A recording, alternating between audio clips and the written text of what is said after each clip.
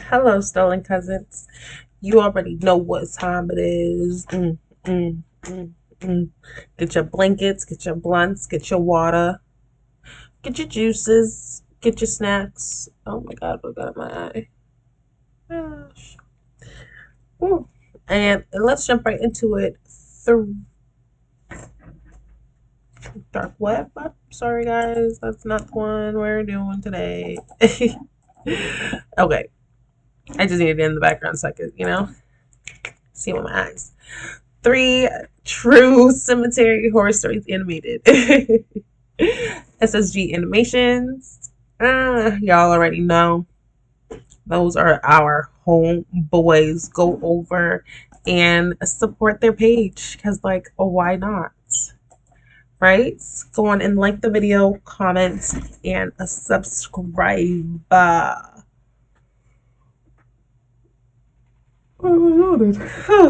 sorry, y'all. Let's get it right into this before I fall asleep on ya. Just kidding, just kidding.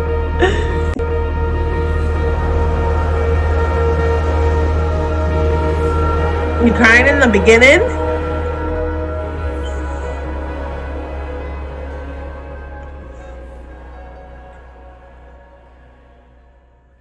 The first thing I remember is waking up in a bed at the hospital I work in the face of that beautiful woman. That wasn't even old girl in the beginning. One of my colleagues, a fellow doctor who worked with me, was staring down at me beside the bed I was lying in. Along with him, there was a senior doctor and 4 to 5 nurses doing the same. They all looked concerned and confused. "Are you okay, Harry?" the senior doctor asked me. Why wouldn't I be? I replied. And at that moment I realized that my head hurt like someone was piercing a stake through it. The doctor made sure I was all right, prescribed some meds to me, and left. And so did the group of worried nurses. But my friend George stood beside my bed, still worried and more confused than ever.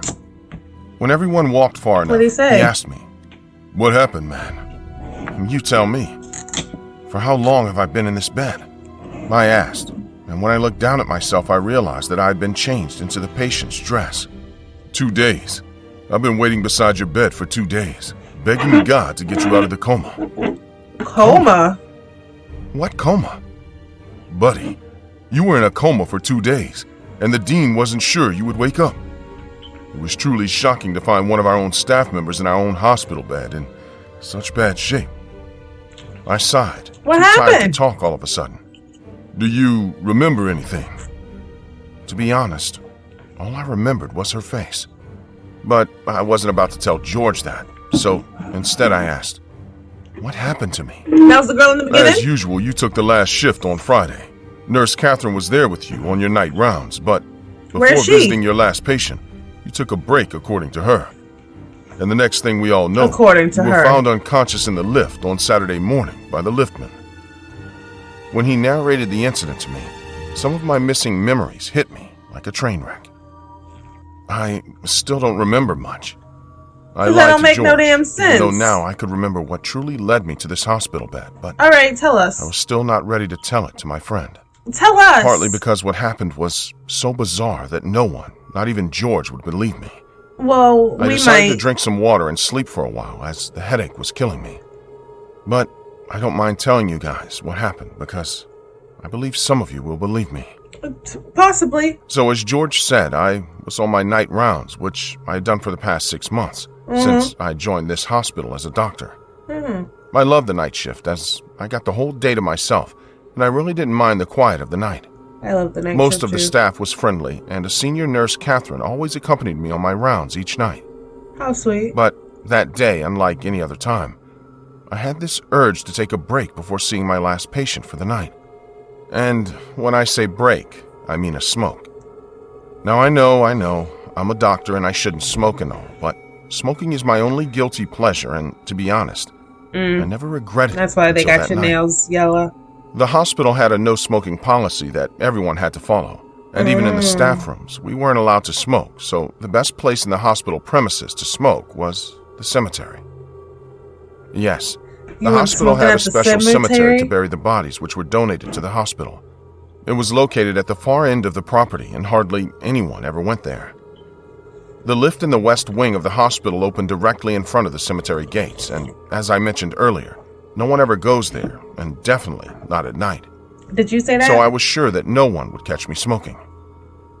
I entered the cemetery and sat on a bench, lit my cigarette, and just sat there staring at the stars in the night sky. After a couple of minutes, I heard the crying. Soft sobs of a woman, crying? possibly young, were coming from the far side. It better of be the that cemetery. girl at the beginning.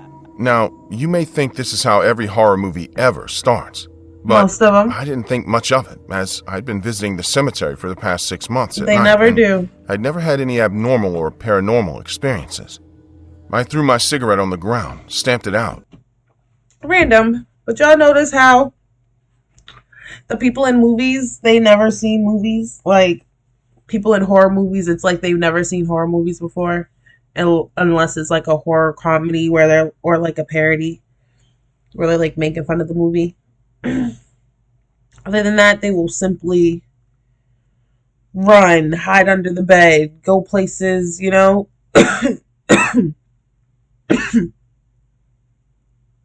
Go places that's obvious that the killer's about to be at. You know what I mean? Him saying that just reminded me, because I'm like, they really do. They really... You hear a crying voice, why would you go to it? I don't care if you're a doctor. You are in a cemetery. Why are you smoking in a cemetery anyway? That's crazy. Let's go. Normal or paranormal experiences. I threw my cigarette on the ground, stamped it out, and walked towards the cries. In front of me was a beautiful young girl, must have been in her 20s. Yeah, that's her from the beginning. It was dark for me to see whose grave it was, but honestly, I didn't care. All I cared about was the crying girl in front of me. Why would you? Are you okay? Honestly, no. The girl seemed awfully honest. She died, and no one even cared. They gave her body to science, not even bothered to honor her with a proper burial. What's your name? I asked. The girl wiped her eyes, stood up, offered me a stunning smile through her teary eyes. Philomena Darcy, she said. Nice to meet you, Philomena. I'm Harry. I'm a doctor here. I figured, she said, pointing at my blue scrubs, the white coat, and the stethoscope hanging on my neck. So, you like coming to cemeteries at night? She asked. I could ask you the same. Well, there is no right time to grieve, is there? I guess not. But aren't you scared? I asked. Scared of what? I've lost the most precious thing to me.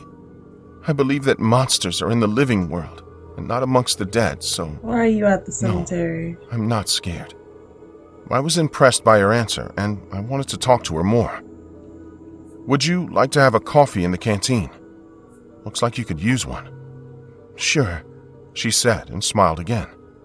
I led the way, and we both walked towards the elevator I used to get there. As we waited for the elevator, we started speaking. Philomena turned out to be an interesting person. She stepped into the elevator, and I stepped in after her. In the distance, I could hear a cane, as if someone old was walking towards us. Then I saw it. An old man wearing a hospital gown was walking towards us using a wooden cane. At that moment, I panicked and started pressing the button in the elevator that closes its doors. Philomena sensed my panic and asked me what it was. I was almost out of breath and heaving by the time the elevator was on the first floor. The old man had a red ribbon tied to his hand. In this hospital, only the bodies who are dead have a red ribbon on their wrist, indicating they are dead. What you doing at the cemetery? The fact that he had a ribbon meant he was dead, and he was approaching our elevator. She about to be like this After one? listening to me, Philomena was awfully silent. I looked at her face, which was dead serious, deprived of any tears or smiles. She raised her wrist and spoke. Yeah, I could write these for real. What did I just say? Literally, if go back and tap the back button, go back 30 seconds and replay that, because it's literally like I wrote it. I'm watching this for the first time with you guys. And I just be guessing these like that. That's crazy. What I say? She's about to raise it up and be like this one. Any tears or smiles. She raised her wrist and spoke. Do you mean a ribbon like this? She had a red ribbon identical Beat her ass to the old up man in her hand. I was crying at my own grave, Doctor. The next thing I know, everything was going black. That night in the cemetery, I saw not one but two ghosts, which led me to this hospital bed. Now, when I join my work again, I swear to God, I'm never, ever going to take a break to smoke. You see how he could have said, I'm never going to smoke again. He said, I'm never going to take a break to smoke. And people ain't shit. People ain't shit at all. This incident didn't happen to me, but it happened to my father. You see, I'm a bit of an introvert, but my dad is an extrovert, which means he loves to meet new people and interact with them. He never believed in paranormal things until this incident. So, why your daddy going to a cemetery? My father was visiting our native place, which is a small coastal town with a population of a few hundred people. In small towns, usually everyone knows everyone, and our native town is no exception to this rule. Although my grandfather, that is, my dad's dad, moved to the city many years ago with his wife and children, many of his family members still live in our native town, even today. And no doubt all of them adore my father. My dad loves to go to the beach in the morning and just watch the waves in peace. So whenever he visits our native place, he goes to the beach in the morning. That day as well, he was standing on the beach. It was low tide, so the water had receded into the ocean, leaving a huge patch of wet sand in its wake. My dad wished to wet his feet in the water, so he walked to the waves and started walking parallel to the beach. Now, as I mentioned earlier, my father has many acquaintances in the village, so it was no news that he used to meet a few people on his morning stroll on the beach. One more thing you should know is that on the far side of the beach, where the beach ends, is a cemetery. Most he shouldn't be going that far. You just said he was just wetting his feet. And no one ever goes there except when someone is dead. As my father was walking, enjoying the scenery in the cold water, he noticed a man waving at him from the tree line. The tree line was the area that marked the start of the beach. He thought that it might be someone he knew, so Dad waved back. Oh, they tried to kill your daddy. You must note that the distance was so far that he couldn't see the man's face. Dad kept walking and didn't pay much attention to the man, thinking that it must be someone from the village who would have seen my dad walking on the beach. A few moments later, when he looked in the direction of the man in the tree line, he didn't spot him. Instead, he saw the man almost a few yards away. Now, this may seem like a normal event, but the surprising part was that the man had crossed a very long distance in seconds, which was practically impossible, even if he had a vehicle at his disposal. Your dad ain't run? This stunned my dad, and moreover, the man was almost near the old cemetery. He was still looking at my dad and waving at him like before, but now he also seemed to call Dad towards the place where he was standing. No. As my dad didn't believe in ghosts or the paranormal, he went over twice and started walking towards the cemetery. Yo, Daddy dumb. Until then, the man had walked into it. Dad finally reached the cemetery and entered. Is that his Is that his dad? He started looking for the man, but he couldn't find a soul in the cemetery. So he eventually walked back to the beach and home. Later that evening, as he was in the market looking for things, he saw the same man across the street waving at him. This time, even though Dad could see the man's face, he couldn't recollect where he had seen him before. This time, instead of approaching the man, he just walked away. Later that night, when my father was visiting his uncle, he decided to mention the weird incident to see if his uncle knew who the man was. "Hi, Uncle. You won't believe it, but today the strangest thing happened. I was taking my morning walk on the beach when a guy was waving at me. I first thought he must be an acquaintance from the village, but later he suddenly appeared near the old cemetery and started calling to me. Please tell me you did not follow him into the cemetery?" Yes, he did. Uncle Joseph asked my father. "Well, I did." "You foolish boy." My 85-year-old Uncle Joseph almost yelled at my father. "Did you find him in the cemetery?" He asked again. "No, no one was in the cemetery when I reached it. So I completed the walk and came back home. Did you see the man again, anywhere? Yes, I saw him earlier this evening in the market. Did you approach him? No. Why? What's the matter? Please tell me clearly. If you see this man again, please run away from him. Do not go near him. Or if you see the man approaching you, just get away from him. It's a curse. Whoever visits the cemetery by following the waving man starts to see this man in different places. This man will try to approach you and call you towards him. If the man reaches you, he will kill you in the most gruesome way possible. Many years ago, a woman from our village was cursed too, and somehow the waving man reached her, and she died in an accident on the same day. It's said that once you get cursed, there is no way to undo it.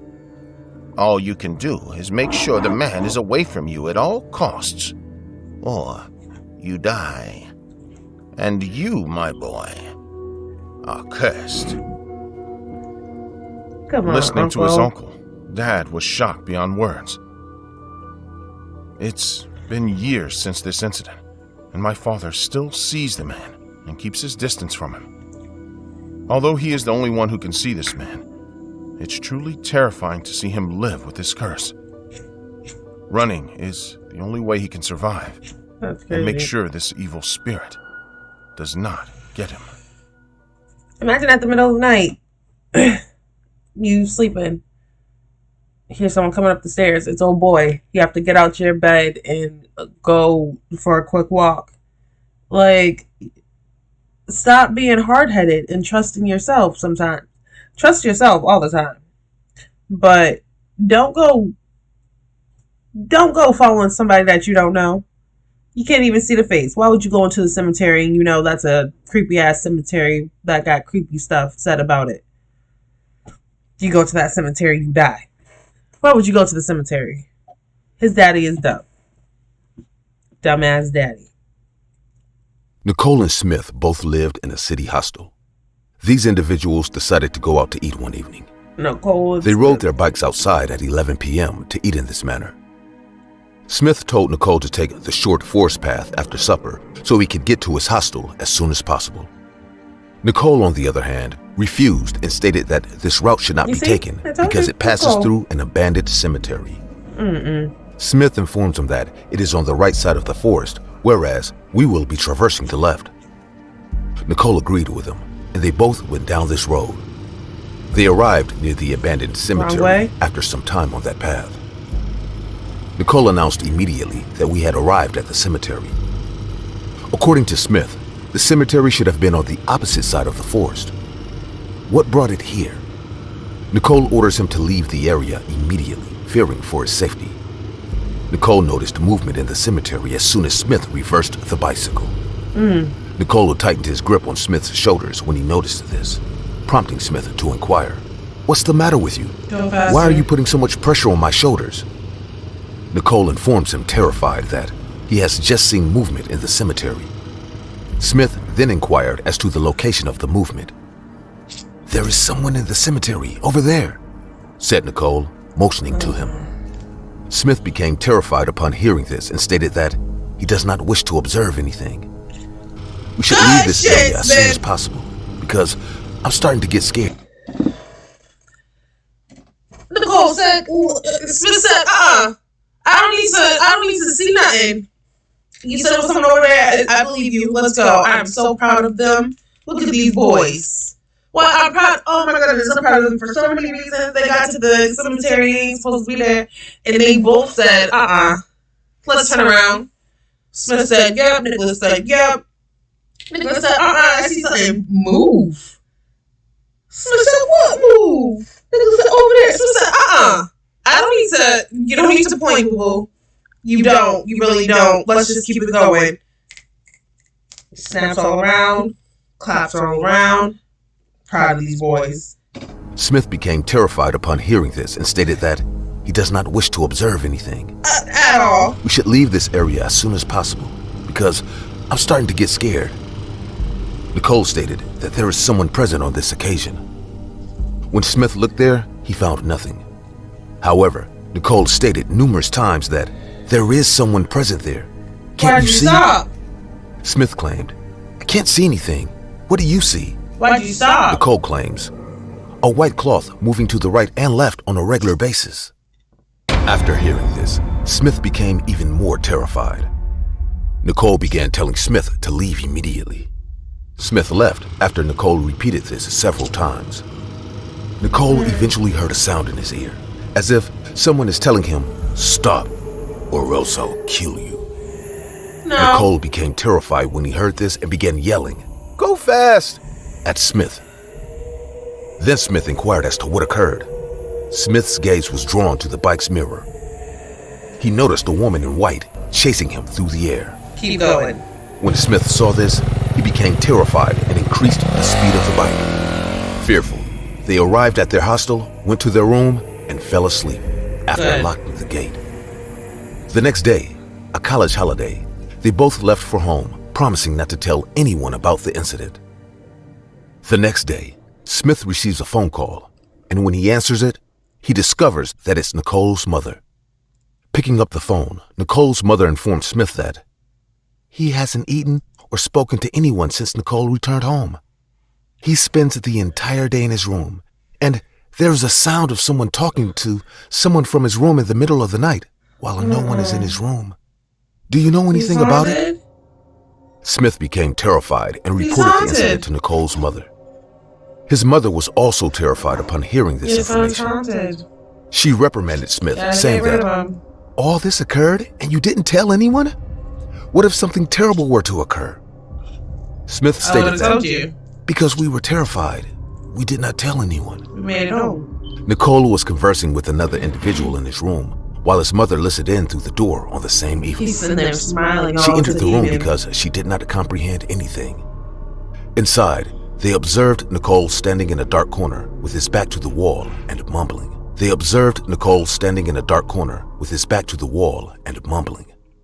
Nicole, what are you talking about? Questioned his mother. Nicole did not respond, but he did stop babbling. Tell me, who are you talking to? She inquired. Get out of there. That's when Nicole shouted, Leave me in that cemetery and come, old lady. That is my residence. I'll bring your child with me. What? Nicole's tone of voice had changed. His eyes turned red and his voice sounded as if 2 to 3 people were saying all of this at the same time. Nicole collapsed unconscious after saying all of this. His mother became terrified and picked him up and made him lie on the bed. Then she called her husband and told him everything. He's possessed. Nicole's father returned from work after an hour. Nicole's mother started crying and asked, What happened to our son? When she sees him, possessed. Please correct it. Nicole is driven to church by his parents the next day. Good shit. The priest places his hand on Nicole's head, Yeah. closes her eyes, and then opens her eyes and declares that he is possessed by a witch. She had followed it out of the cemetery and it returned to him. She would also like to accompany him to the cemetery. Nicole's mother burst into tears upon hearing this. She asked the priest, Save my son. According to the priest, this witch followed your son's scent to your house. As a result, its odor must drive it away.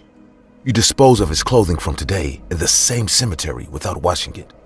Don't worry, I'll keep the witch until you return with the clothes. You must, however, complete the task tonight only. Hurry up! Nicole's parents became enraged upon hearing this and brought his clothes to the cemetery that night to be stored there. We left your victim in the graveyard. You should leave, the priest responded. Do not return again. After that, the witch returned to the abandoned graveyard. Nicole was now free of the witch's clutches. Oh, well. The priest advised Nicole's family that your son should never take that road by accident. After saying this, the priest sent all 3 of them out of the church and they returned didn't try to take it in the first place. Poor boys. They had already spoken and they didn't want to take that damn road. Just for them to accidentally take that route, try to turn around and be safe. You see what happens when you think you make it away? They still thought they made it. And they were this close. Y'all. Y'all go like that video. I love you guys. Like the video, comment, and subscribe. What was your favorite story? That one might have been my favorite story only because it was at the end. I don't know. I don't like the cemetery. I don't play about the cemetery at all. I don't like the cemetery. I'm a smoker, smoking in the cemetery, driving through the cemetery, seeing creepy stuff. 'Cause I love creepy stuff. None of that. I did that when I was young with my auntie, and wasn't supposed to be going, but she was my best friend, so we was going. Like, I've driven to a cemetery that was supposed to be deserted and haunted, and wasn't really creepy for the most part.